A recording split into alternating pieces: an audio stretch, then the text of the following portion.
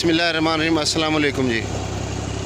मूंजी की फसल की तैयारी जो है वो जारी है और उसके लिए ज़मीन तैयार की जा रही है। कद्दू जो है वो इसका बनाया जा रहा है। इसको पानी डाल के उसमें हल चलाए जा रहे हैं।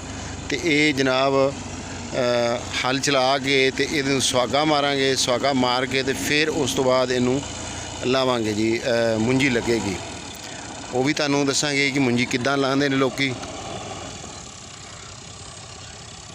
ढग्गियां नाल भी लोकी कद्दू मारदे ने ते ट्रैक्टरां नाल भी हुण मारन लग पे ने। पहले ढग्गियां नाल ज़्यादा मारदे हुंदे सी, हुण ढग्गे जिहड़े ने, बैल जिहड़े ने वो लोगों ने मतलब रखने छड्ड दित्ते ने। इसलिए हुण ट्रैक्टर दे नाल जिहड़े ने ना ये कद्दू मारन दा जिहड़ा ना ये सिलसिला जिहड़ा ना शुरू होया है जी।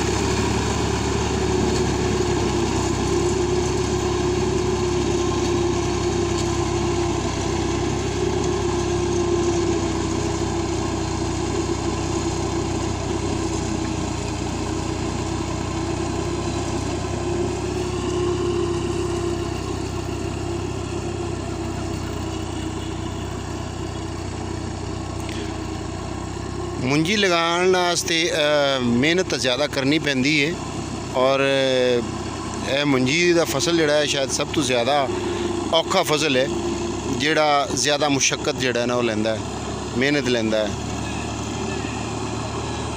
कद्दू मारने, पानी लाने, फिर इन्हां दी लाब पटवानी लवानी,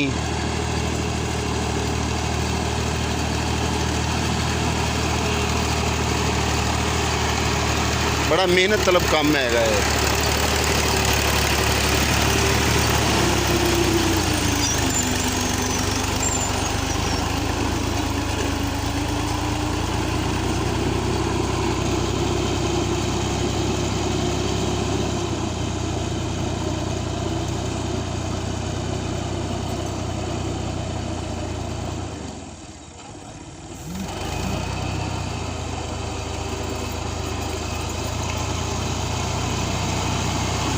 बड़े ध्यान नाल कद्दू मारना पैंदा जी, ये कोई पाड़ा ना रह जाए ताकि लाभ जिहड़ी है ना फिर वो सही लग सके।